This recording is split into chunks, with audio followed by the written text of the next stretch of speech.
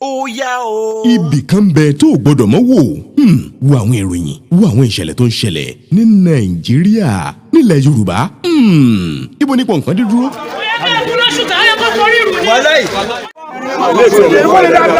farabalẹ̀ máa wò ó Yorùbá Gidi TV ìkànnì rẹ ni o ó yá subscribe like ẹ ju kọ́mẹ̀ntì ẹ síbẹ̀ máa wò ìṣó. kíkúrú ibi tó bá dà lèmi rè ibi tó bá dà lèmi ọ máa lọ ibi tó bá dà lèmi rè ibi tó bá dà lèmi. mo ń fa àkókò ìsọfún àpò ẹ jẹ́ ká jọ máa wo Yorùbá Gidi Yorùbá TV Yorùbá Gidi ibi tá a lè wò tá a lè máa ṣà tá a lè gbọ́ nípa bó ṣe ń lọ nìyẹn. ẹ ṣé o. gbogbo ẹ̀yin olólùfẹ́ ìdájọ́ òdodo jákèjádò àgbáyé tí ẹ ń fọ́lò ọ̀rọ̀ lórí Timothy lórí kútópa Timothy tá à ń fọ́lò ẹ̀ lọ láti ìgbà tá a ti bẹ̀rẹ̀. lẹ́nìí mo dé school Adedoyin, mo débẹ̀ lánàá, mo débẹ̀ lẹ́nìí, mo dé hotel yẹn lánàá, mo dẹ̀ tó dé hotel yẹn lẹ́nìí.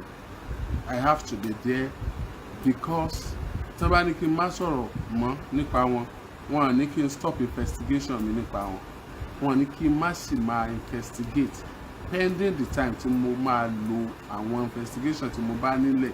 So mi ò lè torí pé wọ́n ní kí n má sọ̀rọ̀ mọ́ yẹn kí n wá wọnúlé kí ọ̀rọ̀ mi wá dàbí ọ̀rọ̀ what do I call it ìgbín tí wọ́n fọwọ́ kan ìwé ẹ̀ tó wá sá wọlé lọ. Now why am I here today? Ẹ rí picture Adedoyin, ẹ dẹ̀ rí picture bàbá Mr. Fẹ́mi Fálànà. Báwo ni picture yẹn gan ti dé orí social media? Ta gangan ló gbé picture yẹn wá? Kí ni ẹni tó gbé picture yẹn wá fẹ́ fi ṣe? Ṣẹ́ni tó gbé picture yẹn wá ó fẹ́ kí a gbìyànjú ká tẹ̀síwájú nípa ìjà pẹ̀lú Timothy, ìjà justice for Timothy, ká lè bá rí justice ní abẹ́ni ẹ̀ ò fẹ́ kárí justice. Kí ni source that particular picture? What is the source of that particular picture? I have answer to all these questions, but let me start from here. Tẹ́ ẹ bá gbàgbé the other time mo sọ fún yín pé tí ẹ bá ti fẹ́ wo ìgbà tí ẹ lè rí wa wò lórí yomiamzat.com pé kí ẹ má tí wọ́n ní kí n má sọ̀rọ̀ mọ́ o pé kí ẹ máa lọ wo àwọn ìṣẹ̀lẹ̀ ntàbá máa sọ ní orí Facebook page tá a pè ní Justice for Timothy àti Facebook page tá a pè ní Ìbàràpá Radio. You know what these people, you know what they did? Ọlọ́run á mú wọn, Ọlọ́run á mú wọn, wọ́n dẹ̀ máa ṣẹ̀ṣẹ̀ gbẹ̀yìn. Àfi tẹ́ ẹ̀ bá lọ́wọ́ nínú ikú Timothy, àfi tí ò bá jẹ́ wípé ẹ tún ti bẹ̀rẹ̀ abracadabra tẹ́ ṣe tẹ́ fi pọmọ ọlọ́mọ. Iná Ọlọ́run ò ní mú yín, Ọlọ́run á mú yín, ẹ̀ ní bọ́m̀bẹ̀. Àti gbogbo àwọn tó bá ń bá yín ṣe, àti gbogbo àwọn tó bá ń dúró tì yín, àti gbogbo àwọn tó bá ní ẹ má wọ́rì, ipò kan ni wọ́n wà tán fi ní kẹ́ ẹ má wọ́rì ni Ọlọ́run á gbapò náà lọ́wọ́ wọn. Agbára kan ni wọ́n ní tán fi sọ pé kẹ́ ẹ má wọ́rì, Ọlọ́run á sọ wọ́n dọ̀lẹ. Owó ni wọ́n ní tán fi ní kẹ́ ẹ má wọ́rì ni Ọlọ́run á sọ wọ́n dolòṣì. Ìmọ̀ kan ni wọ́n ní tí wọ́n fi sọ pé kẹ́ ẹ má wọ́rì ni Ọlọ́run á sọ wọ́n dá láì mọ̀ nǹkan kan mọ́. Àyàfi tó bá jẹ́ pé à ń bá yín jà on personal ground tí ò bá jẹ́ wípé ìdájọ́ òdodo là ń béèrè fún. A ní kílé ẹjọ́ pa yín náà, a ní kíjọba yìnbọn pa yín, a ní kán wádìí yín kẹ́ẹ̀dẹ̀ ṣàlàyé kí gbogbo ọmọ Nàìjíríà mọ̀ bóyá ẹ mọ̀ pa ẹ̀ abẹ́ mọ̀ pa ẹ̀. Why are you going that far? These people, they have gone spiritual. I must tell you, they have gone spiritual. I will keep that. I will not say it more. They have gone spiritual. Mo dẹ̀ fà yín lọ́lọ́run lọ́wọ́. Mo mọ̀ wípé Ọlọ́run ju ènìyàn lọ. One with God is majority.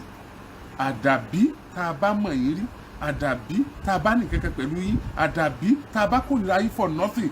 Tí a bá kórìíra yín for nothing, tí a bá yín jà kankan tó jẹ́ pé a fẹ́ rú kú báyìí mọ́. A fẹ́ kẹ̀kẹ́ máa pààyàn bó ṣe wù yín fún ẹ̀yin láti kọ́ ọmọ tí yín jẹ́yàn láyé, fún ẹ̀yin láti máa ní owó, fún ẹ̀yin láti máa dóríṣiríṣi iléeṣẹ́ sílẹ̀ bó tiẹ̀ jẹ́ pé àwùjọ wa ò ní bí yín pé bó lẹ ti rówó wọ́n máa celebrate yín ní tẹ́ ẹ bá ti bẹ̀rẹ̀ sí ní lówó tí ò ní túmọ̀. It is enough is enough. enough is enough. A fẹ́ kí ìjọba wádìí yín. Tẹ́ ẹ bá mọ̀ nípa ẹ̀kẹ́ má bọ́ ń bẹ̀. Tẹ́ ẹ bá mọ̀ nípa ẹ̀kẹ́ bọ́ ń bẹ̀. Fine, Stephanie. Kí ló wá fa wàhálà? I've been attacked in different ways. Mo mọ kò tí gbadé wà bí mo ṣe ń bá yín sọ̀rọ̀ yìí.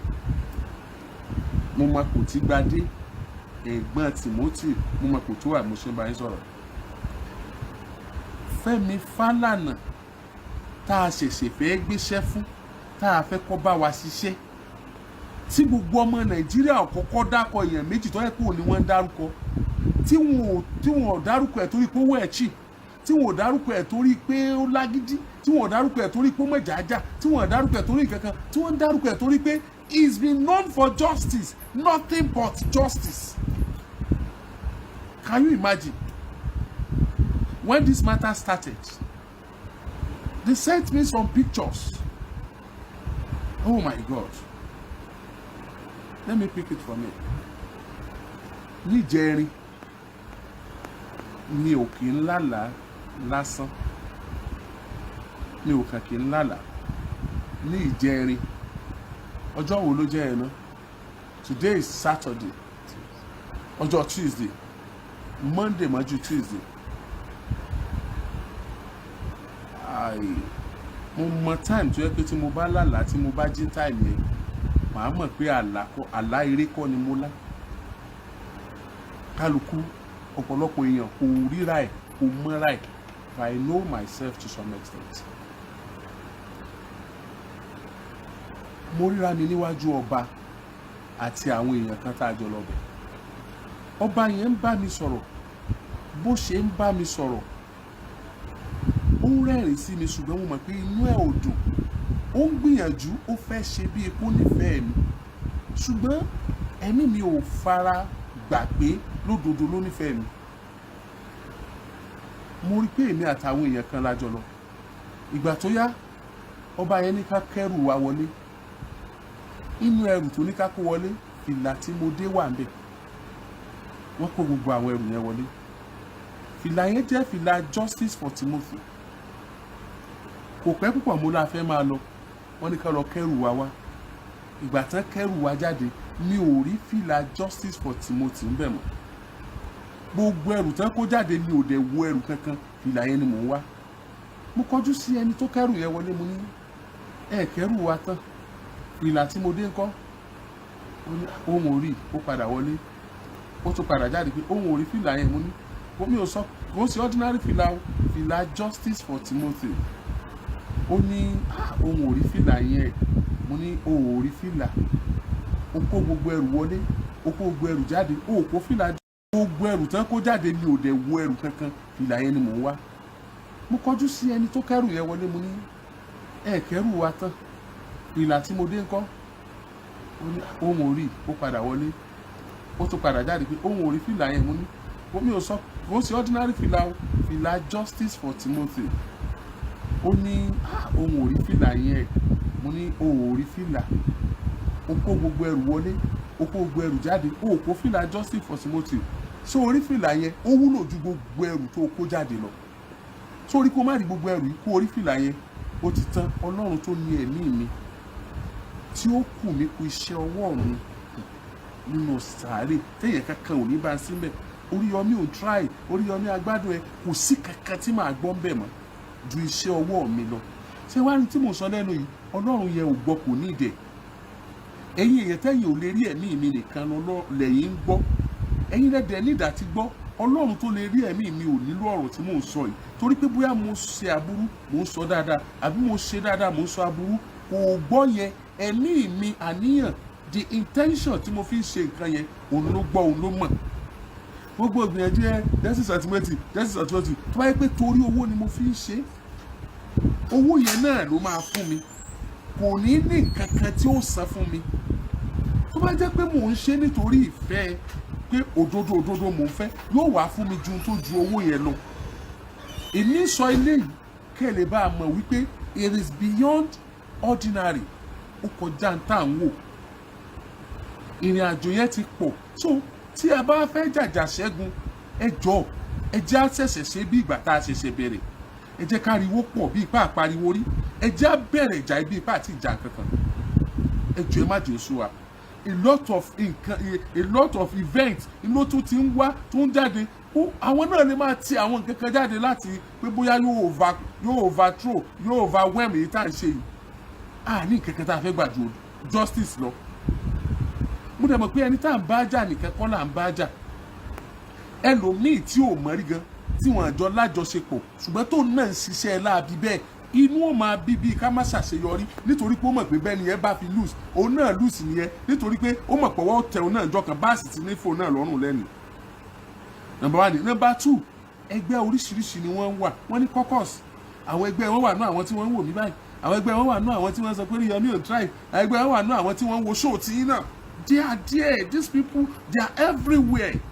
Wọ́n wà nínú àwọn alágbára, wọ́n wà nínú àwọn tí àwọn ẹ̀ka òfin, wọ́n wà lẹ́ka ètò ìdájọ́, wọ́n wà ní ẹ̀ka oríṣiríṣi, wọ́n wà lẹ́ka iṣẹ́ tí mò ń ṣe yìí, iṣẹ́ ìgbóhùnsáfẹ́fẹ́ broadcasting, wọ́n wà lẹ́ka journalism, wọ́n wà lẹ́ka businesses, engineer, everywhere náà wà. Businesses, àwọn petty traders wọ́n wà nínú wọn. They are everywhere. They are everywhere. So these people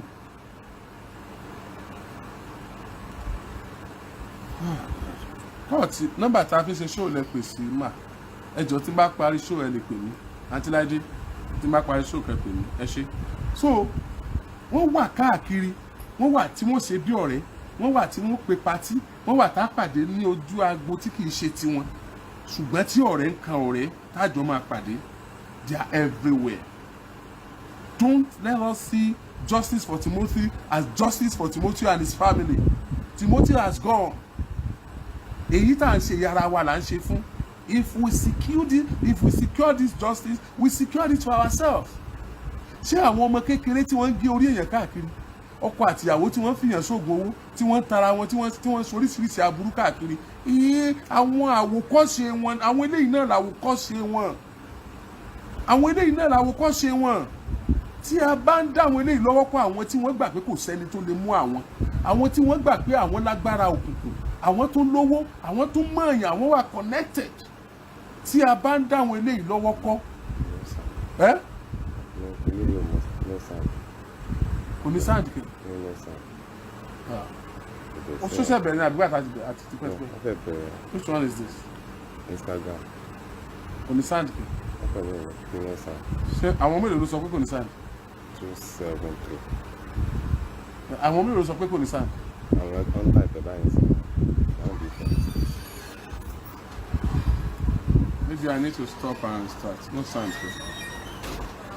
Bóyá ọ̀dọ́ ọ̀bù. Ẹ jọ ṣé sound ti wà bẹ́ẹ̀ báyìí?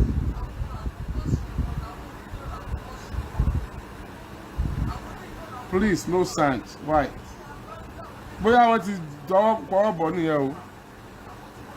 Sound o.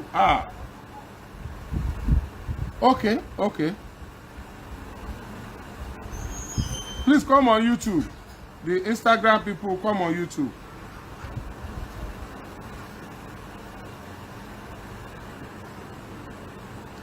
The Instagram people, come on YouTube. Or you stop the Instagram and go. We have to be careful. Ká dẹ̀ má jẹ́ kó rẹ̀ wá ká máa ṣiṣẹ́ wa lọ. Now, lórí kí n máa mú àwọn ọ̀rọ̀ yẹn kọ̀ọ̀kan. Aláyẹ àrífìlà. I insisted.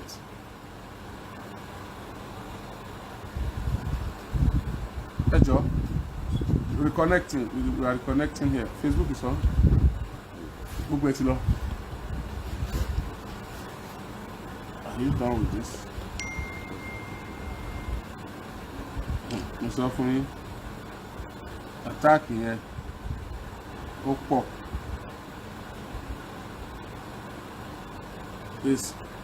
Maybe the Instagram people should come on Facebook or YouTube.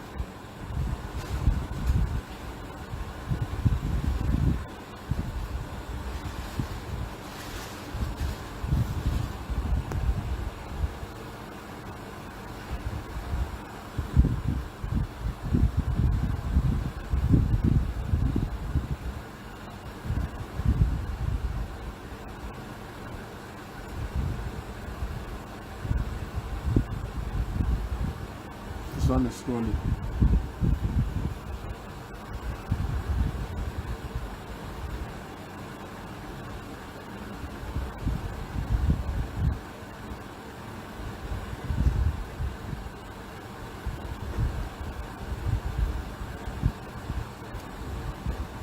Ẹ jọ̀ọ́ Facebook àwọn network wa àmọ́ kan tó ṣe wọ́n.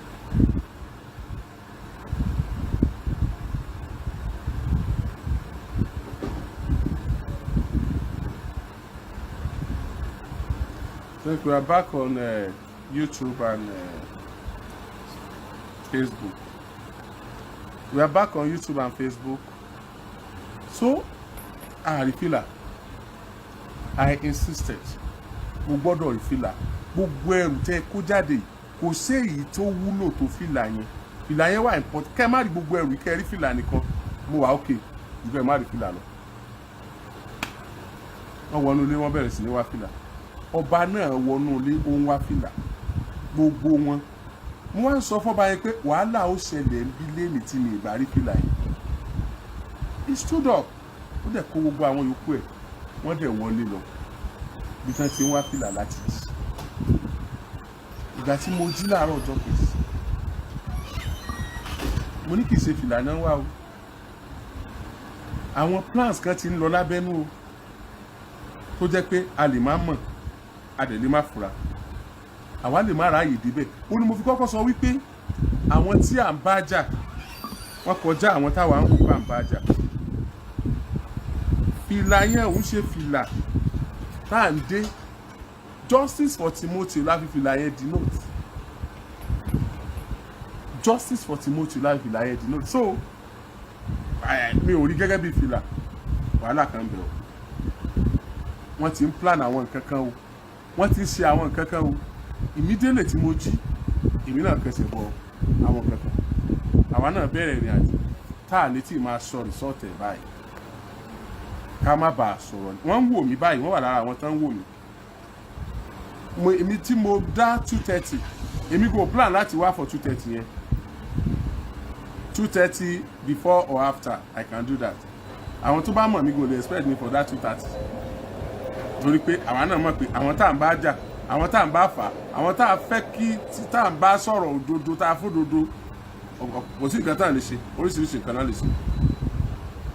Instagram ti padà dé. Instagram ti padà dé. Ẹ̀yin tí ẹ wà lórí Instagram tẹ́lẹ̀ tẹ́ kúrò tẹ́ bá prefer Instagram you can go back on Instagram. Instagram is back, Facebook is back, YouTube is back. You can choose between the three. Ètò bá pè yín jù tẹ́ bá like. Now mo bẹ̀rẹ̀ sí ní rí àwọn ìrìn kan. Mo rí àwọn resort kan tó ń dẹ́rù bà mí lódodo. Mo sì ń rí àwọn kan tó ń fi mí lọ́kàn balẹ̀. Tí ẹ bá gbàgbé the other time tí mo wá sórí show tí mo ní wọ́n ní kí Oríyọmí Hamzat Oríyọmí máa sọ̀rọ̀ mọ́ kankan. Mo ní ẹ lọ máa wo show wa lórí Ìbàràpá rédíò. Ẹ lọ máa wo show wa lórí Justice for Timothy. You know what they did? Àwọn èèyàn burúkú yìí ní ìdákọ̀ kankan náà yín o. Ní tí wọ́n kọ́kọ́ ṣe ni pé wọ́n lọ open Facebook group. Wọ́n kọ Oríyọmí Hamzat farm. Oríyọmí Hamzat farm. Oríta mẹ́rin zone. Oríyọmí Hamzat farm. Oríta mẹ́rin zone. Ẹ tó open ẹ̀ ritualist ni. Àwọn admin rẹ̀ ritualist ni. Mi mọ̀ kankan pa wọn, mi dẹ́ni kankan mọ̀. The love of Oríyọmí Hamzat ó jẹ́ kí ọ̀pọ̀lọpọ̀ èèyàn lọ join group yẹn. So if you are in that group, please go and join oriyomihamzat.com Facebook page. Mi ò lo group, mi ò kí ń lo group. Page ni mo ń lò àbí Facebook address on Facebook. So Oríyọmí Hamzat farm Oríta mẹ́rin zone. Àwọn èèyàn àwọn ará bí wọ́n open ẹ̀ o. Àwọn náà ṣe drama ń bẹ̀, àwọn náà ṣe yànmọ̀yànmọ̀ ń bẹ̀. So àwọn olólùfẹ́ mi tó wà ń bẹ̀, they don't know. Àwọn kẹrò Oríyọmí Hamzat wọ́n dẹ̀ follow. That is one. Number two, wọ́n tún ti open another one in the name of my establishment. Wọ́n kọ Agidigbo 80.7 group ló náà. Don't join it o. if you any of my official page tó bá ń ṣe pẹ̀lú Oríyọmí Hamzat, we are using page not group. We are using page oriyomihamzat.com ni mo lò lórí Facebook mi page mi, mo tún lo Oríyọmí Hamzat official page ló náà. So Agidigbo page ni Agidigbo wa. So wọ́n ti ìbẹ̀lẹ̀ tí tán kọ ìkọkúkọ yẹn tẹ́ ń sọ pé Oríyọmí ni. So ìgbà tí èmi ti wá mọ irú èèyàn tán jẹ́ ìtàn lè ṣe kò wá jẹ́ káwọn kankan tí mo tún ń rí kò jẹ́ kó jọ mí lójú. Number one, torí pé mo sọ wípé à ń lo Ìbàràpá rédíò, wọ́n wá tún lọ sórí Facebook, wọ́n wá lọ open Ìbàràpá FM now. Ìbàràpá FM now. Tẹ́ bá ti rí Ìbàràpá FM now, ẹ block ẹ̀, àwọn náà wà ń bẹ̀ o. Àwọn ará ayé tí náà rọ̀ ní o, àwọn ará hòtẹ́ẹ̀lì ní o. Àwọn ará hòtẹ́ẹ̀lì títí mo ti kú sí, àwọn ni wọ́n open Ìbàràpá FM now. Èyí táwa ń lò Ìbàràpá rédíò ni kò ní náà ònú. Ẹ ti gẹ̀tẹ̀ máa kọ gbogbo ẹ̀ wá lọ́la, máa ṣe tí ó tóbi, máa cancel ẹ̀, ẹ̀rì gidi, ẹ̀rì original. Ìbàràpá FM now, wọ́n wá lọ open ẹ̀, wọ́n wá fi ń pass wrong information. Sẹ́ẹ̀rí pé wọn ò sùn, wọ́n dẹ̀ máa sáré kú ni. Ikú gbígbóná ni gbogbo ẹni tó wọ́n lọ́wọ́ nínú ikú Timothy máa kú. Gbogbo ẹni tó bá tó wá sọ̀pọ́ọ̀tì wọn, tó bá tó sọ̀pọ́ọ̀tì àwọn ẹni ibi tó pa Timothy, ìgbérara làrá ké wọlẹ̀. Àti ìrandíran wọn, àwọn náà kúkú gbígbóná ni, ikú oró náà máa kú. Gbogbo àwọn tó wọ́n pò Facebook fake yìí, tán ń lo orúkọ Oríyọmí, tán ń lo gbogbo ẹ̀, tán ń lo Ìbàràpá rédíò, tán ń lo gbogbo orúkọ tá ń lò láti pass information sáwọn èèyàn gidi, wọn ò kéku ni, wọn ò ní sinmi. Pèkélé orí alọ́ta ìgbébì kan. Ẹsẹ̀ oníyàlù ètò lẹ̀, ọwọ́ olómele kì í dúró. Gbogbo àwọn tán mọ̀ nípa kú Timothy, àtàwọn tó ń support wọn, àtàwọn tí wọ́n ń against àwa tá ń against àwọn tó pa Timothy, àti gbogbo ọ̀tá àwa tá a dúró fún justice for Timothy, irú ikú gbóná tó pa Timothy ni ó pa wọ́n tìrantìran. Ẹ máa gbọ́ mi o, wọ́n wá open Ìbàràpá rédíò now, Ìbàràpá FM now. Ṣé ẹ rí Ìbàràpá rédíò ó ní original táwa ń lò fún justice Timothy. Àwọn wá lọ open Ìbàràpá FM now, tiwa ò ní FM nú. Wọ́n open Ìbàràpá FM now, wọ́n fi ṣiṣẹ́ láàbí. Wọ́n tún wá lọ open, ẹ mọ̀ pé mo tún sọ pé page wa kan ti wà tá a pè ní justice for Timothy. Wọ́n wá lọ open justicefortimothy.com. Tẹ́ bá ti rí justicefortimothy.com, àwọn náà tó ń lò. So ẹ wá jẹ́ Justice for Timothy ní page tiwa tá ń lò. Ìbàràpá rédíò ní page wa tá ń lò. Ìbàràpá FM now, àwọn náà ń lò. Ìbàràpá FM now, àwọn náà ń lò. justicefortimothy.com, àwọn náà ń lò. Ẹ bá ti rí page tẹ́ bá ti rí any group not page o, any group tẹ́ bá pè lórí Oríyọmí Hamzat, àwọn náà ń lò. Oríyọmí Hamzat ìta mẹ́rin zone, àwọn náà ń lò. Imagine, ẹ wo to the extent tí wọ́n ti dé. Just look at it. Ẹ wo to the extent tí wọ́n ti dé. Wọ́n fẹ́ sinmi. Àti èpè, àtàsán, gbogbo ẹ̀ lásìmọ̀ fún wọn. We are reconnecting. Àti èpè, àtàsán, gbogbo ẹ̀ lá máa fún wọn. Wọ́n fẹ́ sinmi, wọ́n sì ní sinmi, torí pé kò ní rẹ̀ àwa náà àfi tí a bá gbọ́ pé ẹni tó pa Timothy o, ìjọba dájọ́ láàbí fún wọn náà nílé tiwọn náà. Ọ̀tàn, kò sí wàhálà. Nílẹ̀ ń sàṣí ní sí, nílẹ̀ ń sàṣí gbadé, evidence ti wà nílẹ̀. Ọ̀dọ̀ àwọn ọlọ́pàá ni ẹ sàṣí. Èwo ń tiwa, ìkú ní witness kankan tí ń gíwù lé ẹjọ́. èmi kì í sì gbé charges lọ kí wọ́n á ní wàhálà ìyẹn bẹ́ẹ̀ yẹn o. Now ibo ni picture bàbá Fẹ́mi Fálànà ti jáde, Mr. Fẹ́mi Fálànà SAN tí a choose láti lò, tí gbogbo ẹ̀yin ọmọ Nàìjíríà ní á lò, tí ẹ dá 17,300,070,000 naira tí ẹ dá wípé ká kó fún agbẹjọ́rò tó kójú òṣùwọ̀n. Bàbá owó ti wà ńlẹ̀ o, àfẹ́kẹ́ bá wa ṣe kéèsì. Mo ti ń gbọ́ pa kéèsì yẹn o, mi ò ní gba kọ́bọ̀, màá ṣe ní pro bono, màá dẹ̀ ṣe bí ìgbà tí mo gba ẹgbẹ̀lẹ́gbẹ̀ mílíọ̀nù ni. Bàbá ẹ gbowó, mi ò gbowó, ẹ kó fún ẹbí Timothy, ẹ jẹ́ kí ó jẹ́ contribution tèmi náà àti chamber mi. Gbólóhùn yẹn jáde lẹ́nu Fẹ́mi Fálànà, Mr. Fẹ́mi Fálànà SAN. Ṣé Fẹ́mi Fálànà ò mọ̀ wípé Adedoyin oh God tẹ́ ẹ ní wọ́n jọ ya fọ́tò? Okay, let me put it this way. Ṣé Fẹ́mi Fálànà ò mọ̀ pé ẹni tí ẹ ní wọ́n jọ ya fọ́tò tẹ́ ẹ pè lọ́rẹ̀ẹ́ rẹ̀, ṣé kò mọ̀ pé kéèsì ẹ̀ là ń ṣe tẹ́lẹ̀ ni? Ṣé Fẹ́mi Fálànà ò mọ̀ pé ẹni ló ń fẹ́ lọ kojú ilé ẹjọ́ ni? Kí ló take Fẹ́mi Fálànà láti fún wa ní excuses kó dẹ̀ àbí cause sí pẹ̀lú ọ̀pọ̀lọpọ̀ àwọn èèyàn tó bá mọ̀ pé àwọn lórúkọ rẹ̀ láwùjọ, orúkọ wọn lè ṣílẹ̀kùn, ìní máa ń so mọ́ láti bá ya fọ́tò. Ó dẹ̀ máa ń tọ́jú fọ́tò yìí, ó máa ń preserve ẹ̀ nítorí irú ọjọ́ òní ni. A rí fọ́tò èyí tó ń àtàrẹ orílẹ̀-èdè Nàìjíríà jọyà tó jáde, ká lè sá padà kẹ́rù olè bà wá pé ọ̀rẹ́ ààrẹ ni o, ẹ mọ̀ jà bájá o, sá padà. A rí fọ́tò èyí tó ń àtọ̀ àwọn èèyàn ńláńlá, the people of timber and caliber. Igbákejì ààrẹ ẹ̀sẹ̀ kí mo sọ tẹ́lẹ̀, igbákejì ààrẹ ni mo fẹ́ sọ o. A rí fọ́tò tó ń àti igbákejì ààrẹ jọyà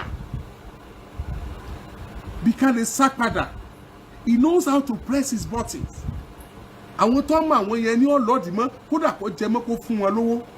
The interest of ẹni yẹn ni wọ́n á present tí wọ́n fi padà jọ ṣe tẹ́ni yóò débẹ̀. Ẹ lè má ríra mọ́, ṣùgbọ́n yóò make sure pé ẹjọ́ ya fọ́tò tí fọ́tò yóò wá dàbí pé ọ̀rẹ́ làwọn. Ó máa ń ṣẹlẹ̀. Go and mind the I don't want to call anybody criminal here. Nobody wọ́n ti pè ẹnìkan criminal ní ẹjọ́, so I must not call anybody criminal here. Ẹ lọ máa worú àwọn èèyàn bẹ́ẹ̀ yẹn, ẹ wò bọ́ ṣe ń lo ayé wọn. That is one of their strategy, one of their system. Number one yẹn. Number two, ṣé ẹ̀rọ orin tí wọ́n ṣe fún máa yìí nífẹ̀ẹ́ ni? Ìkan nínú àwọn èèyàn tó bú wa, tó sọ̀rọ̀ burúkú sí wa, ọmọ ti sọ̀rọ̀ burúkú sí rí wípé ó fẹ́ jẹ kinní kan, kọ́mọ lọ́lé bàbá rẹ̀ kì í sọ ọmọ bẹ́ẹ̀ ń wọ ọmọbìnrin ni o. Ọmọ ti sọ̀rọ̀ burúkú sí rí. Yàtọ̀ ìwé mọ̀ láàfin. Ọ̀pọ̀lọpọ̀ àwọn èèyàn tí máa ń jáde wá pẹ̀lú evidences tí wọ́n máa ń wá pẹ̀lú pé àwọn ti fara káásá nílé ìwé rẹ̀, mi ò mọ̀ wọn rí, àmọ́ pàdé wọn rí. Ìgbà tọ́rọ̀ yìí mọ̀ ṣẹlẹ̀ ní kálukú máa ń sọ, ìkan mọ̀ ti ṣẹlòmíì tí ọmọ mọ̀ tó yẹ pé yóò ṣe máa fura ní ìsìn pé àbí tóun ti fara káásá nù táyé òun ò fi bá mu. Yọ́mọ̀ máa wò báyìí pé táyé òun fi rí bó ṣe rí, àṣẹ ilé ìwé tó ń lọ lọ́ba ayé òun jẹ́, àṣẹ hòtẹ́ẹ̀lì báyìí tó ń sùn sí ìjọba yìí, àṣẹ ló sọ̀ndẹ̀dọ̀ arinlẹ̀. Wọ́n mọ̀ ṣẹ̀ṣẹ̀ máa rántí báyìí ni.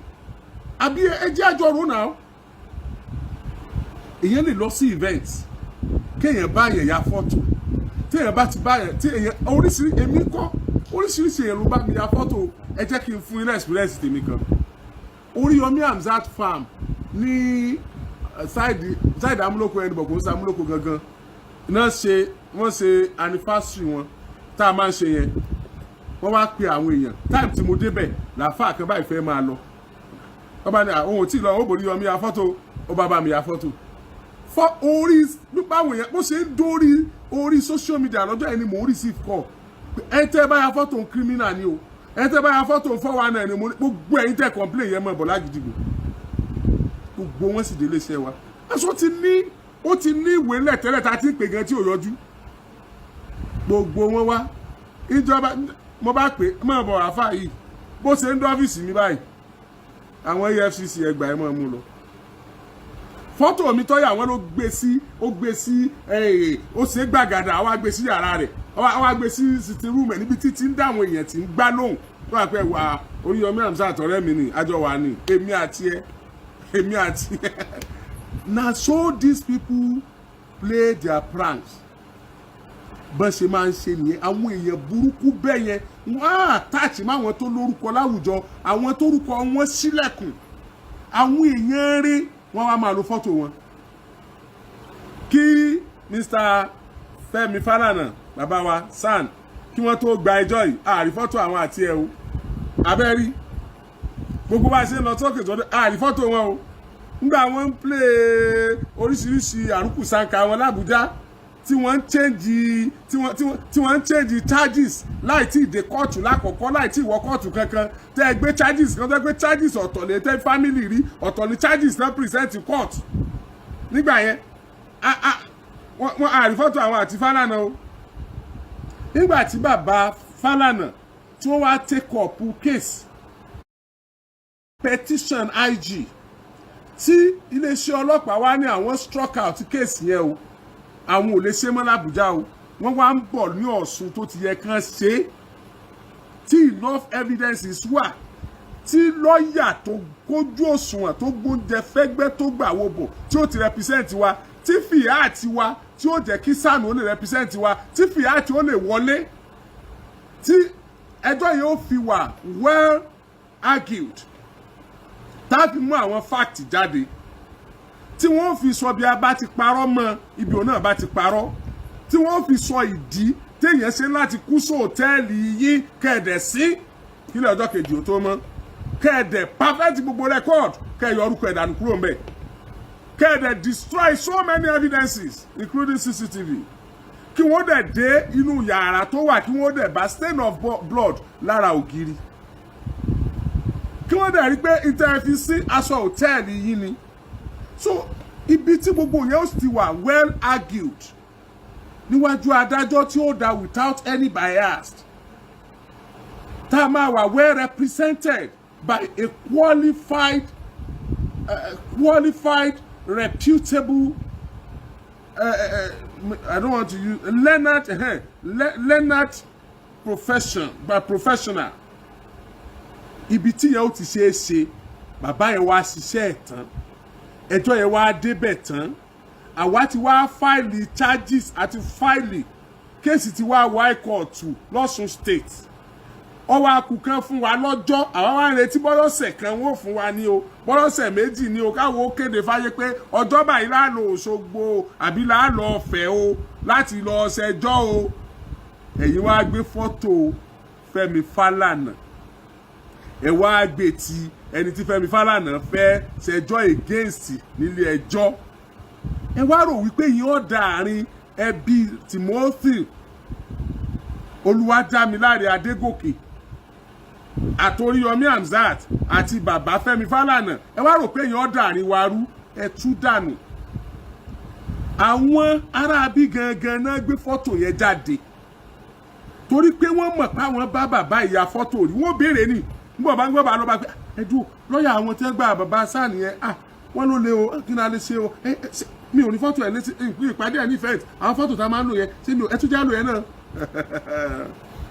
ẹtújá lò yẹn náà wọ́n tún lọ gbé fọ́tò yẹn jáde kò darí wa rú anybody ló lè bẹ́ anybody ya fọ́tò event tí wọ́n ti pè ọ́ wá ìwọ lọ mẹ́ni ó pè ẹ́ lọ lecture káàkiri ó máa ń bá àwọn èèyàn sọ̀rọ̀ bí irú yìí ò ṣe ní pọ̀ láwùjọ irú yìí tẹ̀ ń fìyàn ṣoògùn owó tẹ́ ẹ̀ fẹ́ kí ìdájọ́ òdodo wáyé bí irú yìí ò ṣe ní pọ̀ láwùjọ ni bàbá yìí máa ń ṣe lecture káàkiri lórí ẹ̀ bí àwọn èèyàn ó ṣe máa gbà dájọ́ òdodo bí irú Timothy ò ṣe ní kú gbé ni bàbá yìí máa ń ṣe lecture lórí ẹ̀ so àwa nígbàgbọ́ pé tí bàbá yìí wá ṣe nìyẹn èmi sì mọ̀ dájú pé ẹ pàdé ní event ni the event does not belong to you as baba was invited wọ́n invite wọn náà ẹ̀dẹ̀jọ́ jókòó fàkátì ẹ wá ya fọ́tò ẹ tọ́jú ẹ̀ pamọ́ di irú ọjọ́ òní ẹ tí ó bá jẹ fọ́tò kó máa jẹ fọ́tò.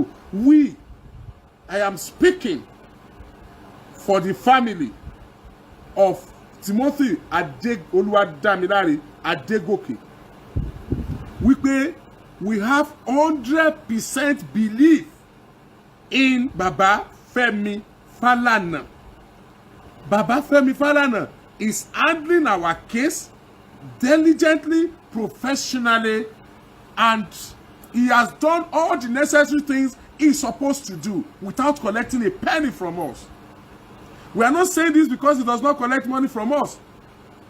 We want him because gbogbo ayé ló fẹ́ wọn, gbogbo ayé ló nígbàgbọ́ nínú wọn pé wọ́n ṣàṣeyọrí lórí ẹ̀. And this òkìtì eléyìí kọ́ ni àkọ́tà ọ̀bọ wọ́n ti ń ṣe ṣáájú àkókò yìí kó ní fọ́tò ọ̀tọ́jú fọ́tò ẹ̀ sínú ilé. Kó ní fọ́tò ọ̀tọ́jú fọ́tò ẹ̀ sínú ilé. Àwa ò ní ìdí fọ́tò. We believe so much in you, sir. We are now using this medium on behalf of the family of Timothy Oluwadamilare Adegoke. On behalf of the low battery. So ti kú ni. Tẹ okay kó máa ṣiṣẹ́ lọ tó kú sẹ́nu. On behalf of the family of Timothy Oluwadamilare Adegoke, his wife, his children, his father, his mother, brothers and sisters. Ó yá o. Ibì kan bẹ tó gbọ́dọ̀ mọ̀ wò. Wo àwọn ìròyìn, wo àwọn ìṣẹ̀lẹ̀ tó ń ṣẹlẹ̀ ní Nàìjíríà, nílẹ̀ Yorùbá. Ibo ni pọ̀nkan dé dúró.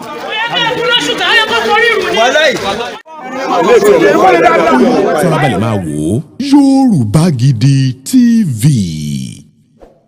Ìkànnì rẹ ni o. Ó yá subscribe, like ẹ, ju kọ́mẹ̀ntì ẹ síbẹ̀. Máa wò ìṣó. Kékeré ibi tó bá dá lèmi rè, ibi tó bá dá lèmi ó máa lọ, ibi tó bá dá lèmi rè, ibi tó bá dá lèmi. Mo ń fa àkókò ìsọfún àpé ẹ jẹ́ ká jọ máa wo Yorùbá Gidi, Yorùbá TV, Yorùbá Gidi. Ibi tá a lè wò, tá a lè máa ṣà, tá a lè gbọ́ nípa bó ṣe ń lọ nìyẹn. Ẹ ṣé o. Fáṣùgbà mi dé. Lọ́tẹ̀ yìí o, èmi gángan máa gbọ́. Fáṣùgbà mi dé. Ọ̀rọ̀ rẹ ló wù wá ká máa gbọ́ o. Fáṣùgbà mi dé. Ìyàwó Ọlákúnlé mi Fáṣùgbà. Fáṣùgbà mi dé. Adùn idán la wà lórí rẹ̀ o. Fáṣùgbà mi dé. Ẹ wo educative program tí a mi sọ. Fáṣùgbà mi dé. Àwa ò ní kólókó máa ròkò. Fáṣùgbà mi dé. Àwọn dẹ̀ní kọ́lá náà máa yẹ̀ lọ. Fáṣùgbà mi dé. Àwọn tó bá roko kó máa gbọ́ wa lọ. Tó bá yẹ̀nù kó máa gbọ́ wa lọ. Ẹ Ọlákúnlé mi ọmọ Fáṣùgbà o. Fáṣùgbà mi dé.